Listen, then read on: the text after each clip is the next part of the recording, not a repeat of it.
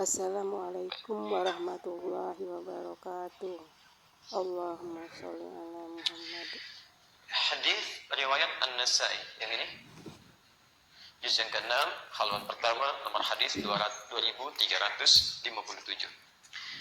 Satu kali sahabat bernama Usama bin Zaid bertanya pada Rasulullah SAW, "Ya Rasulullah, lima araka, ya Rasulullah, kenapa saya sering kali melihat Anda tasumu Sya'bana, menunaikan puasa di bulan Sya'ban ini lebih banyak dibandingkan dengan bulan-bulan yang lainnya?"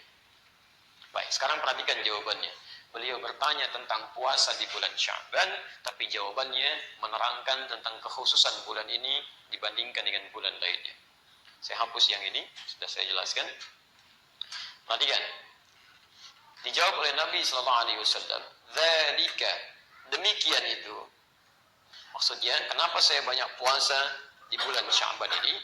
Satu, kata Nabi, "Dzalika syahrun yaghfulun nasu anhu." Karena Sya'ban itu satu adalah bulan yang amal saleh di dalamnya seringkali mulai dilupakan oleh kebanyakan orang. Saya ulang, Nabi menyampaikan, yaitu bulan yang saat amal soleh di dalamnya mulai dilupakan oleh kebanyakan orang. Pelan-pelan ya, nanti saya terangkan dengan lebih jauh. Kedua, syahrun turfa'u fihi al-a'mal ila rabbil alamin.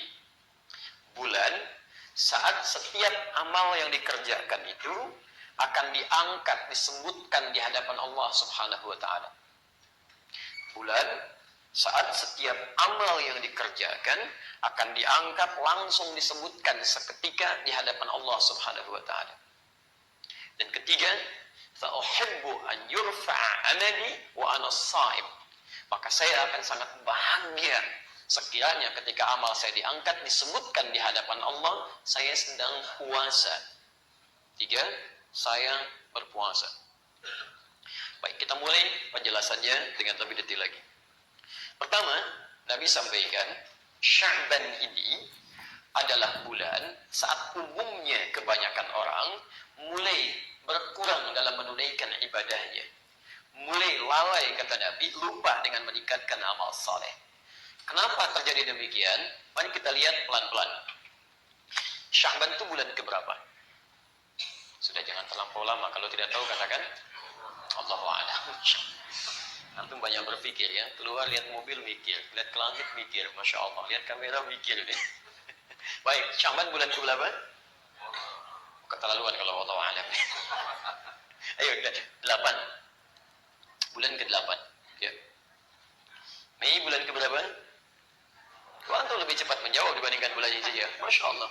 Ya, bulan yang berisi ibadah, ya kenapa banyak kemudian antum memikirkannya? Bulan yang berisi dunia, cepat antum meresponnya. Sedangkan antum ahli akhirat, bukan ahli dunia.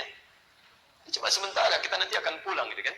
Kalau kita tidak paham waktu ibadah, bagaimana memaksimalkannya? Ya. Teruskan pelan-pelan supaya tidak terlampau luas. Bulan ke-8. Bulan ke-7-nya apa? Rajab. Baik, 7 di sini ada Rajab. Saya tulis dulu ya. Bulan ke-9 Ramadan. Baik, bulan ke-9 Ramadan. Perhatikan, fokus. Baik, di Sya'ban itu terletak di antara bulan Rajab dan bulan Ramadan. Nah, sekarang perhatikan baik-baik. Bulan Rajab termasuk bulan yang diistimewakan baik oleh Al-Quran, termasuk dalam hadis-hadis Nabi SAW. Quran surah ke-9 ayat 36. Inna iddatasy syuhuri 'inda Allahi 12 syahran fi kitabillah. Sungguh jumlah bilangan bulan dalam setahun itu ada 12. Yauma khalaqas samawati wal ard, ditetapkan di kitab Allah sejak mulai diciptakan langit dan bumi. Minha, dari 12 bulan ini, arba'atun hurum, ada 4 bulan yang istimewa disebut bulan hurum. Dulu pernah saya terangkan, jamak dari kata haram, yang dilarang kita berbuat maksiat di bulan-bulan ini, yang kalau beramal soleh pahala kita dilipat gandakan. Langsung diterangkan juga di hadis Nabi. Jadi ini sifatnya mulia. Ada 3 berurutan. Dzulqa'dah bulan 11, Dzulhijjah bulan 12, Al-Muharram bulan pertama. Thalatha mutawaliyah kata Nabi.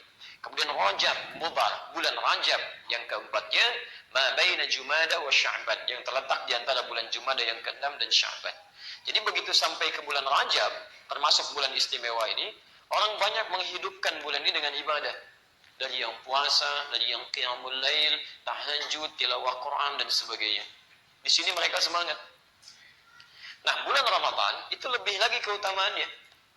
Ya, bahkan banyak lebih berlipat. Ada Lailatul Qadar, ada peluang iktikaf, ada diampuni dosa, macam-macam. Dia lebih semangat lagi. Karena tingkatannya lebih tinggi daripada yang ini. Karena ini diapit oleh 2 bulan yang umumnya meningkat ibadah di antara 2 rentang ini. Akhirnya apa yang terjadi? Umumnya kebanyakan orang mulai beristirahat di bulan yang ini. Supaya punya persiapan ke sini.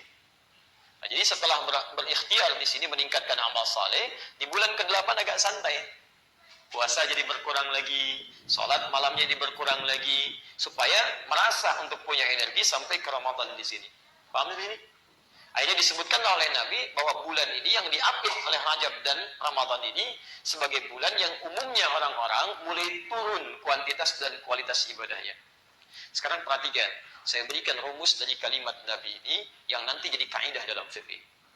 Jika Anda menemukan dalam satu momentum orang-orang sudah turun dalam menunaikan amal saleh, nah maka kemudian Anda berinisiatif mengerjakannya, maka disinilah terletak pahala yang melimpah. Saat orang mulai meninggalkan ibadah itu, ya tahajud dia tidak bangun, Anda kemudian tahajud, itu pahalanya lebih dibandingkan dengan orang biasa. Saat orang mulai lupa ke masjid, Anda menginisiasi untuk ke masjid. Bahkan sebagian orang ikut kemudian karena inisiasi Anda, itu pahala Anda berlipat. Bukan karena menjadi inisiasi mengerjakan kebaikan, tapi juga mendapatkan pahala orang yang ikut karena ajakan Anda. Atau contoh kita. Quran surah ke-51. Ayat 24 kita contohkan pakai Quran. Posisi paling kanan sebelah bawah. Nabi Ibrahim alaihissalam, beliau diuji oleh Allah. Berumah tangga, menikah dengan Sayyidah Sarah, perempuan yang sangat cantik, luar biasa. Di balik itu Allah berikan ujian, belum memiliki keturunan. Sampai dengan beliau sepuh, divonis secara medis, monofos, ya, dan sudah juga tidak mungkin punya keturunan, disebut akhir, mandul, secara medis mustahil. Apa yang terjadi? Saya ingin lukiskan satu amalan yang jarang orang kerjakan, hampir orang tinggalkan amalan itu, tapi beliau kerjakan. Lalu Allah berikan pahalanya tidak hanya di akhirat, tapi di dunia Allah berikan anugerah yang begitu besar. Baik, tiba-tiba kedatanganlah tamu di malam hari. Bukan 1-2 orang, cukup banyak. Hal ataka hadithu dhaifi Ibrahim al-Mukramin? Pernahkah Anda dengar kisah Nabi Ibrahim yang kedatangan tamu malam-malam? Masya Allah. Idh dakhalu alaihi faqalu salama. Ketika tiba-tiba meminta izin untuk masuk, mengucapkan salam. Assalamualaikum. Masya Allah. Antum jam 2 malam, kedatangan tamu. Bukan 1-2, cukup banyak. Assalamualaikum. Assalamualaikum. Dibuka enggak? Cepat sekali enggak? Ya, Masya Allah. Baik. Lihat. Ini yang paling indah ini. Minimal antum ngintip dulu lah. Ya, lihat siapa gitu kan. Penasaran. Begitu dilihat, jubah putih, rambut agak panjang. Bukan 1-2, 3-4-5 gitu kan. Assalamualaikum, Assalamualaikum. Dibuka enggak? Baik. Apa yang direspon Nabi Ibrahim? Pertama beliau jawab salamnya. Qala salam, alaikumussalam. Karena menjawab salam hukumnya wajib. Ya. Gak apa-apa malam-malam ada yang salam. Walaupun Anda belum buka, jawab dulu aja salamnya. Assalamualaikum, waalaikumsalam, waalaikumsalam. Baik, wajib hukumnya. Tapi teman-teman, apa yang terjadi? Mukram yang dimuliakan orang ini. Ya. Qaumun munkarun, begitu dibuka, orang asing, bukan penduduk sini. Kalau orang asing, berarti orangnya ini dari jauh, datang menempuh perjalanan, lelah luar biasa, beliau simpulkan jangan banyak ditanya. Lebih baik persilahkan masuk, lalu dihidangkan makanan yang kira-kira bisa membuat lelahnya hilang. Gak banyak ditanya. Tidak tanya Anda dari mana, ada keperluan apa, gak banyak diwawancara. Ini orang jauh, capek, lebih baik istirahat dulu sejenak. Tiba-tiba, faragha ila ahlihi faja'a bi'idlin samin. datang kepada istrinya di dapur bertanya, kita punya menu terbaik apa untuk tamu kita malam ini? Masih dihidangkan juga. Istrinya menjawab, belum ada apa-apa nih. Maka melihat ada anak sapi lembu, itu masih sempat-sempatnya beliau sembeli, bikin gulai malam-malam. Bisa bayangkan, bikin gulai untuk tamunya, ikramid duyuf, memuliakan tamu, Masya Allah. Padahal gak dikenal itu siapa orang-orang ini. Hanya untuk sekedar memberikan kenyamanan kepada mereka, melepaskan lelahnya. Apa yang terjadi? Faja'a bi'idin samin faqarrabahu ilaihim qala ala ta'kulun. Bahkan langsung dihidangkan sendiri oleh beliau. Masalah mulai muncul ketika diberikan duduk begini. Tamunya nggak makan, cuman melihat, begini melihat. Disentuh juga enggak. Ya, dilihat oleh Nabi Ibrahim dari atas sampai ke bawah. Sudah enggak nyentuh makanan, kakinya enggak nyentuh ke lantai. Halam. Anda bayangkan ya, malam-malam jubah putih, rambut agak panjang kan, dimakan dan dihidangkan, nggak nyentuh ke lantai. Kalau bapak dalam posisi tadi, apa yang dilakukan? Awas, sudah tidak ada celah untuk mengelak. Ya, karena sudah di situ, face to face, sudah berhadapan begini, mau lari kemana? Ya?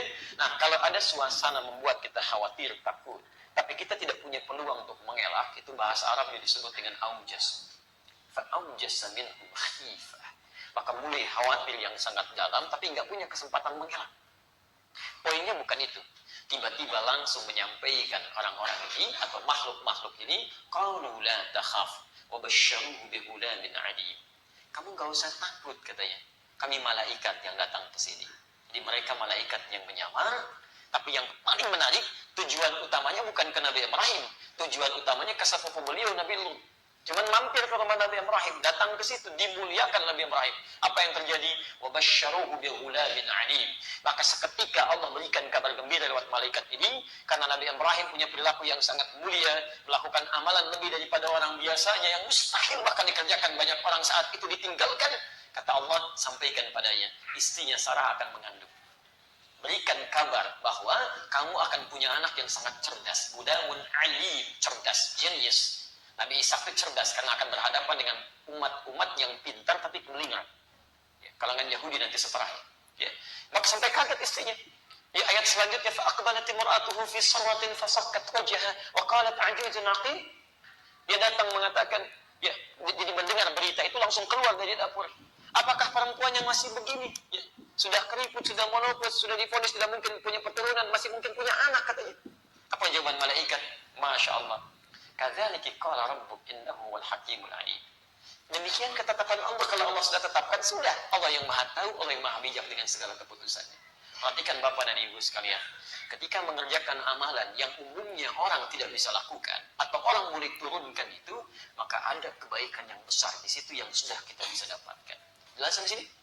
Sya'ban, umumnya orang mulai menurun karena sudah terbiasa di Rajab menjelang Ramadan. Saat orang mulai menurun, Anda kerjakan, ada kebaikan besar di situ. Barangkali doa Anda memang ditunggu untuk itu bisa dikabulkan. Paham ya?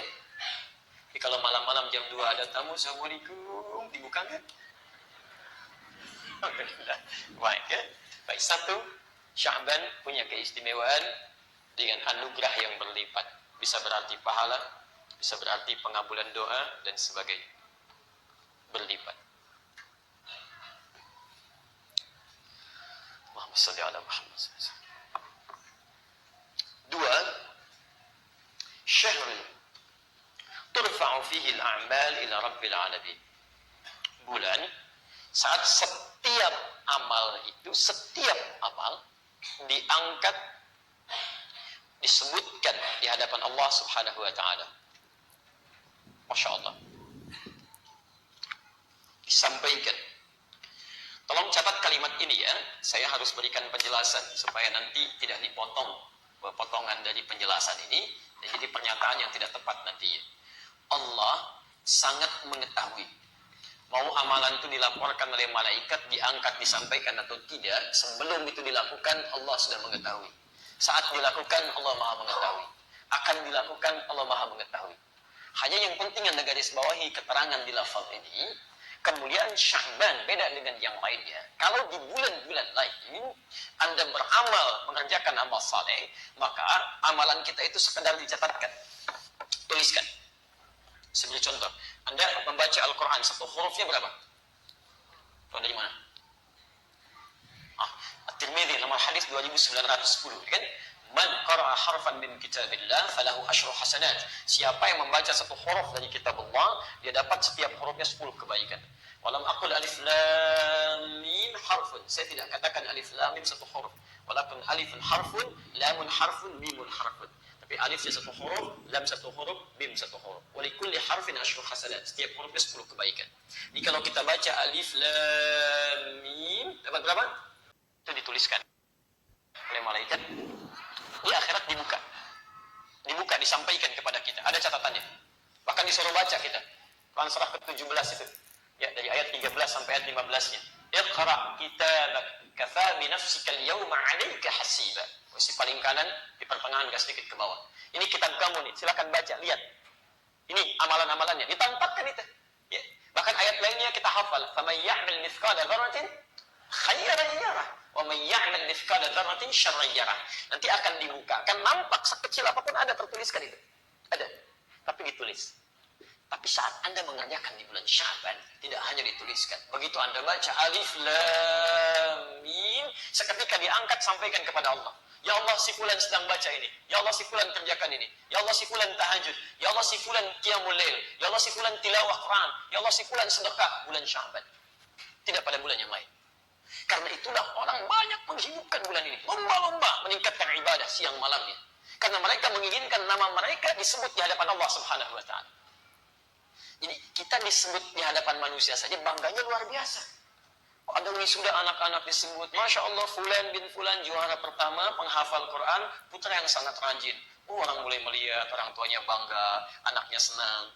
Nama bapak dituliskan di buletin, Masya Allah, disebutkan orang paling rajin, ya sukses begini, bangganya luar biasa. Padahal buletin tingkat RT yang bikin Anda juga, yang lihat Anda dan warga, gitu kan? Tapi terasa senang, bahagia. Jadi kalau dalam konteks kemanusiaan saja kita bahagia, siapa yang tidak bahagia namanya disebut di hadapan Allah Subhanahu wa Ta'ala?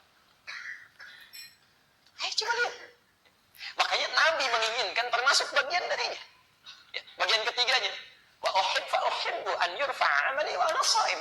Maka saya sangat bahagia kalau amal saya diangkat itu, kalau amal saya diangkat disebutkan. Nabi itu madmunun bil jannah, dijamin masuk surga. Ma'sumun minal ma'siyah, dijaga dari berbuat dosa. Ini ahli surga, dijaga dari perbuatan dosa, masih menginginkan namanya disebut di hadapan Allah Subhanahu wa Ta'ala. Ini menarik kan, wa ana shaim, kata Nabi, saya sedang puasa. Jadi seharusnya kita berlomba ini, kita sudah tanggal 9 sekarang. Masih ada tersisa. Apa enggak mau Anda disebutkan si fulan begini, dan berbahagialah kita. Hadis tentang ta'lim dan ta'allum sekarang yang kita kerjakan itu punya hadis khusus di hadis Muslim nomor hadis 2010. Itu bukan malaikat lagi yang sebutkan, Allah yang sebutkan di hadapan makhluk yang ada di sekitarnya. Majtama' qaumun fi baitin min buyutillahi, tidak pernah orang berkumpul di satu rumah di antara rumah-rumah Allah, di masjid. Yatluna kitab Allah, mereka belajar tentang kandungan kitab Allah. Wa yatadarasunahu fima bainahum, kemudian mengkajinya, mempelajari di antara mereka. Illa, kecuali akan diberikan 4 hal utama yang tidak akan diberikan pada orang-orang selainnya.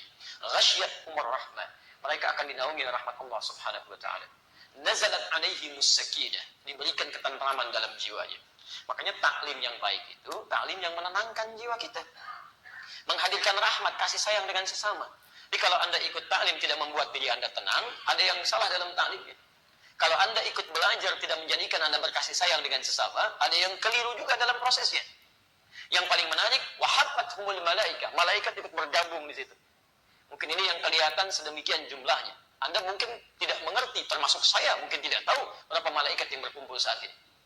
Yang paling menarik yang keempat, wa dzakarahumullahu fi man 'indah. Mereka disebut-sebut oleh Allah di sekitar makhluk yang di sekitarnya, di sisi Allah Subhanahu wa Ta'ala, sampai selesai mengerjakan ta'lim dan ta'allumnya. Begitu Anda pulang, selesai. Disebut-sebut terus tuh. Apalagi Sya'ban. Ketika Allah menyebutkan, malaikat menyampaikan, si fulan ya Allah, si fulan ya Allah, si fulan ya Allah, si fulan ya Allah. Masya Allah. Jadi kenapa kita tidak berlomba di hari ini? Paham sih sini?